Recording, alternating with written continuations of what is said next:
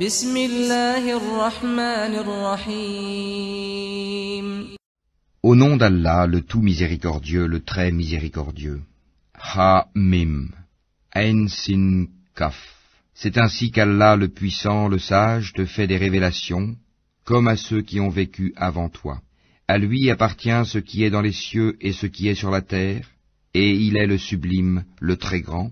Peu s'en faut que les cieux ne se fendent depuis leur fête, quand les anges glorifient leur Seigneur, célèbrent ses louanges, et implorent le pardon pour ceux qui sont sur la terre. Allah est certes le pardonneur, le très miséricordieux. Et quant à ceux qui prennent des protecteurs en dehors de lui, Allah veille à ce qu'ils font, et tu n'es pas pour eux un garant. Et c'est ainsi que nous t'avons révélé un Coran arabe, afin que tu avertisses la mère des cités, la Mecque, et ses alentours, et que tu avertisses du jour du rassemblement, sur lequel il n'y a pas de doute, un groupe au paradis et un groupe dans la fournaise ardente. Et si Allah avait voulu, il en aurait fait une seule communauté, mais il fait entrer qui il veut dans sa miséricorde, et les injustes n'auront ni maître ni secoureur. Ont-ils pris des maîtres en dehors de lui? C'est Allah qui est le seul maître, et c'est lui qui redonne la vie aux morts, et c'est lui qui est omnipotent. Sur toutes vos divergences, le jugement appartient à Allah.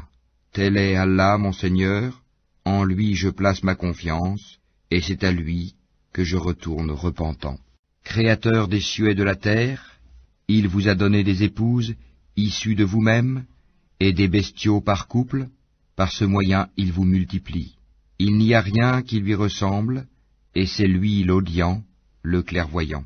Il possède les clés des trésors des cieux et de la terre, il attribue ses dons avec largesse, ou les restreint à qui il veut, certes, il est omniscient. Il vous a légiféré en matière de religion ce qu'il avait enjoint à Noé, ce que nous t'avons révélé, ainsi que ce que nous avons enjoint à Abraham, à Moïse et à Jésus. Établissez la religion, et n'en faites pas un sujet de division. Ce à quoi tu appelles les associateurs leur paraît énorme. Allah élit et rapproche de lui qui il veut, et guide vers lui celui qui se repent. Ils ne se sont divisés qu'après avoir reçu la science, et ceci par rivalité entre eux. Et si ce n'était une parole préalable de ton Seigneur pour un terme fixé, on aurait certainement tranché entre eux. Ceux à qui le livre a été donné en héritage après eux sont vraiment à son sujet, dans un doute troublant. Appelle donc les gens à cela, reste droit comme il t'a été commandé, ne suis pas leur passion, et dis, je crois en tout ce qu'Allah a fait descendre comme livre, et il m'a été commandé d'être équitable entre vous. Allah est notre Seigneur et votre Seigneur, à nous nos œuvres et à vous vos œuvres. Aucun argument ne peut trancher entre nous et vous. Allah nous regroupera tous, et vers lui est la destination. Et ceux qui discutent au sujet d'Allah après qu'il a été répondu à son appel, leur argumentation est auprès d'Allah sans valeur. Une colère tombera sur eux, et ils auront un dur châtiment. C'est Allah qui a fait descendre le livre en toute vérité, ainsi que la balance, et qu'en sais-tu? Peut-être que l'heure est proche. Ceux qui n'y croient pas cherchent à la hâter, tandis que ceux qui y croient en sont craintifs, et savent quelle est la pure vérité. Et ceux qui discutent à propos de l'heure sont dans un égarement lointain. Allah est doux envers ses serviteurs, il attribue ses biens à qui il veut, et c'est lui le fort, le puissant. Quiconque désire labourer le champ de la vie future, nous augmenterons pour lui son labour. Quiconque désire labourer le champ de la présente vie, nous lui en accorderons de ses jouissances, mais il n'aura pas de part dans l'au-delà. Ou bien aurait-il des associés à Allah qui auraient établi pour eux des lois religieuses qu'Allah n'a jamais permises? Or, si l'arrêt décisif n'avait pas été prononcé, il aurait été tranché entre eux. Les injustes auront certes un châtiment douloureux.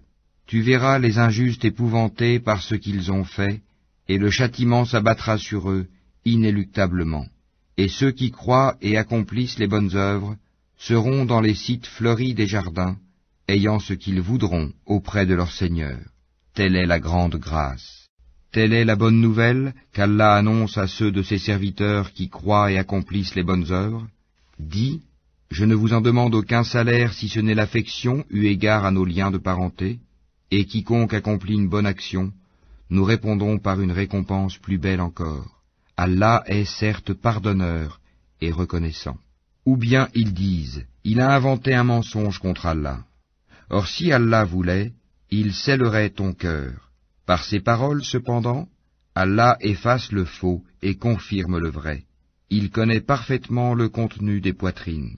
Et c'est lui qui agrée de ses serviteurs le repentir, pardonne les méfaits, et sait ce que vous faites, et exauce les vœux de ceux qui croient et accomplissent les bonnes œuvres, et leur accroît sa faveur, tandis que les mécréants ont un dur châtiment. Si Allah attribuait ses dons avec largesse à tous ses serviteurs, il commettrait des abus sur la terre. Mais il fait descendre avec mesure ce qu'il veut, il connaît parfaitement ses serviteurs, et en est clairvoyant. Et c'est lui qui fait descendre la pluie après qu'on en a désespéré, et répand sa miséricorde, et c'est lui le maître, le digne de louange. Parmi ces preuves est la création des cieux et de la terre, et des êtres vivants qu'il y a disséminés. Il a en outre le pouvoir de les réunir quand il voudra. Tout malheur qui vous atteint est dû à ce que vos mains ont acquis, et il pardonne beaucoup. Vous ne pouvez pas échapper à la puissance d'Allah sur terre, et vous n'avez en dehors d'Allah ni maître ni défenseur. Et parmi ces preuves sont les vaisseaux à travers la mer, semblables à des montagnes. S'il veut, il calme le vent, et les voilà qui restent immobiles à sa surface. Ce sont certainement là des preuves pour tout homme, endurant et reconnaissant. Ou bien il les détruit en punition de ce qu'ils ont acquis comme péché. Cependant il pardonne beaucoup. Ceux qui disputent à propos de nos preuves savent bien qu'ils n'ont pas d'échappatoire. Tout ce qui vous a été donné comme bien n'est que jouissance de la vie présente, mais ce qui est auprès d'Allah est meilleur et plus durable pour ceux qui ont cru et qui placent leur confiance en leur Seigneur, qui évitent de commettre les péchés les plus graves ainsi que les turpitudes, et qui pardonnent après s'être mis en colère, qui répondent à l'appel de leur Seigneur, accomplissent la salate, se consultent entre eux à propos de leurs affaires, dépensent ce que nous leur attribuons, et qui, atteints par l'injustice, ripostent. La sanction d'une mauvaise action est une mauvaise action, une peine identique. Mais quiconque pardonne et réforme, son salaire incombe à Allah. Il n'aime point les injustes. Quant à ceux qui ripostent après avoir été lésés, ceux-là, pas de voie, recours légal contre eux.